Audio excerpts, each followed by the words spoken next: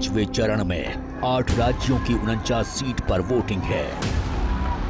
लेकिन सत्ता के गलियारों में जिस सीट की सबसे ज्यादा चर्चा है उसका नाम है अमेठी, जिसे कब्जाने के लिए सत्ता पक्ष और विपक्ष दोनों अपनी ताकत लगाए हुए हैं, जिसकी सबसे बड़ी झलक प्रचार थमने से पहले देखने को मिली, जब एक तरफ गृह मंत्री अमित शाह स्मृति ईरानी के लिए प्रचार कर रहे थे तो दूसरी तरफ प्रियंका गांधी कांग्रेस उम्मीदवार केएल शर्मा के लिए मोर्चा संभाले हुए थी।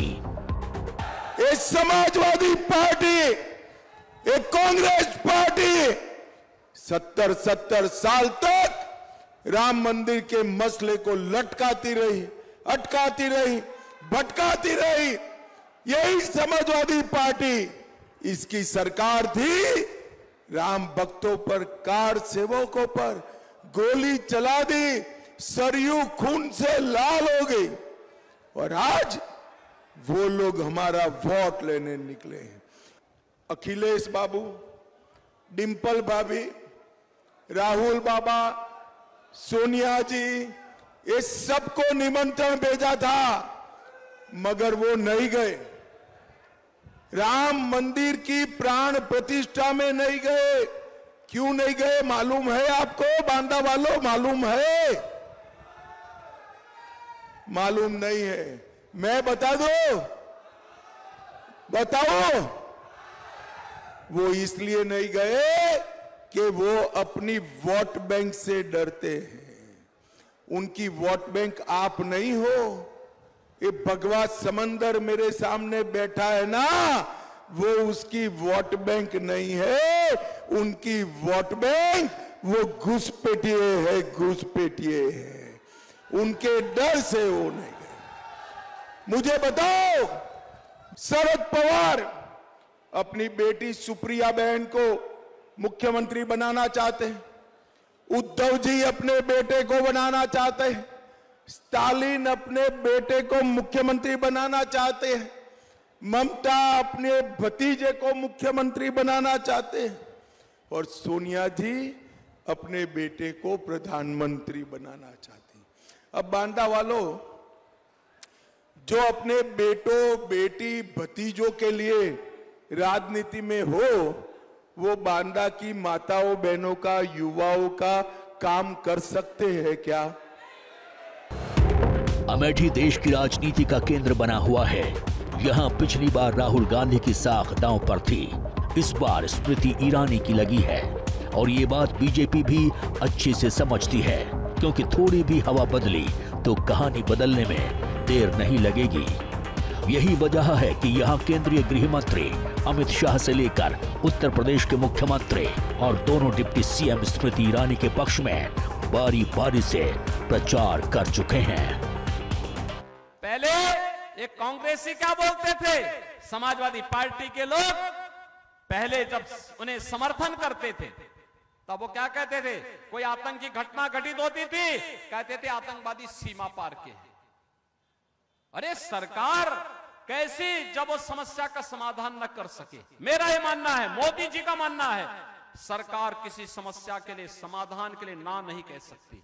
अगर जनता जनार्दन कह रही है कि यहां पुल बनना है, हर हाल में बनना है, उसको बनना ही है। जो ओबीसी का आरक्षण छीन करके कर्नाटक से उत्तर प्रदेश में प्रवेश किए हैं, उस कांग्रेस की सदा सदा के लिए विदाई उत्तर प्रदेश का ओबीसी भी करेगा, एससी भी करेगा, एसटी भी करेगा और उत्तर प्रदेश की जनता भी करेगी। उधर अमेठी फतह करने के लिए कांग्रेस और उसके सहयोगियों ने भी कोई कसर नहीं छोड़ी है।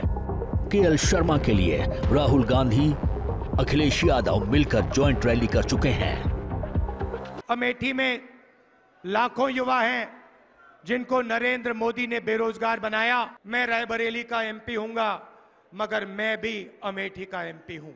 जो भी रायबरेली के लिए होगा, लिख लो आप, वही एग्जैक्ट चीज अमेठी के लिए होगी। अगर 10 रुपए विकास के रायबरेली जाएंगे तो 10 रुपए विकास के अमेठी आएंगे। ये 400 पार जो नारा दे रहे थे, ये भूल गए नारा के नहीं? और ये 400 पार इसलिए दे रहे थे क्योंकि 543 लोकसभा में ये 400 नहीं जीत रहे हैं, 400 पार, इसका मतलब 143 सीटें केवल जीत रहे हैं। ये जो 400 पार वाला नारा दे रहे थे, वो 400 के बाद जितनी सीटें हैं उतनी जीतने की बात कह रहे थे। अगर लोकसभा में 543 सीटें हैं तो 400 हटा दोगे तो कितनी सीटें बची? 143। लेकिन देश की जनता ने तय कर लिया है, 140 करोड़ की जनता ने तय कर लिया है कि इस बार बीजेपी वालों को 140 सीटों के लिए भी तरसा देंगे। अमेठी पर लंबे समय से गांधी परिवार का एक छत्र राज रहा है। ये वो सीट है जहां से राहुल गांधी ने पहली बार चुनाव जीतकर देश की सबसे बड़ी पंचायत में कदम रखा और ये सिलसिला 2014 तक जारी रहा। 2019 में ऐसी आंधी आई कि गांधी परिवार की नींव हिल गई और कांग्रेस 55,000 वोट से अमेठी हार गई। स्मृति ईरानी को 4,68,514 वोट मिले, जबकि राहुल गांधी 4,13,394 वोट पर ही सिमट गए। अमेठी की ये हार पूरे गांधी परिवार के लिए किसी झटके से कम नहीं थी, क्योंकि बात हार से ज्यादा विरासत को गंवाने की थी।